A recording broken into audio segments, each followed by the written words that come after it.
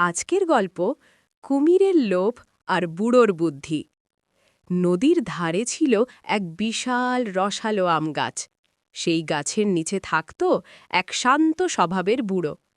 প্রতিদিন সে পাকা আম খেত, গাছের ছায়ায় ঘুম দিত। নদীতেই থাকত এক কুমির দম্পতি। স্বামী কুমির বুড়োকে খুব ভালোবাসত, প্রায়ই তার কাছে আসত। বুড়ো তাকে খাবার দিত, কথা বলতো। দুজনের বন্ধুত্ব ছিল বেশ জমাট। কিন্তু একদিন স্ত্রী কুমির লোভে পড়ে বলল, শোনো, বুড়োর কলিজা নাকি খুব মিষ্টি, আমি সেটা খেতে চাই। স্বামী কুমির ভয় পেয়ে বলল, ও তো আমাদের বন্ধু।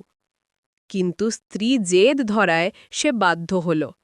স্বামী কুমির বুড়োর কাছে এসে বলল, চলুন, আপনাকে নদীর ওপারে ঘুরিয়ে আনব। বুড়ো উঠে বসল, কিন্তু তার চোখে কুমিরের দুশ্চিন্তা ধরা পড়ল। সে জিজ্ঞেস করল, তুই এত চিন্তায় কেন? শেষে কুমির সব কথা খুলে বলল, স্ত্রী তার কলিজা চাইছে। বুড়ো হেসে বলল, আরে বোকা, কলিজা তো আমি বাড়িতে রেখে এসেছি, আগে তীরে নামাও, নিয়ে আসি। কুমির বিশ্বাস করে বুড়োকে তীরে নামালো। বুড়ো নেমেই আমগাছে উঠে বলল, কলিজা কেউ বাড়িতে রেখে আসে নাকি? লোভ, মানুষ, কুমির সবাইকে অন্ধ করে। কুমির লজ্জা পেল, স্ত্রী ভুল বুঝল। তারপর থেকে তার আর কখনো বুড়োকে কষ্ট দিতে যায়নি।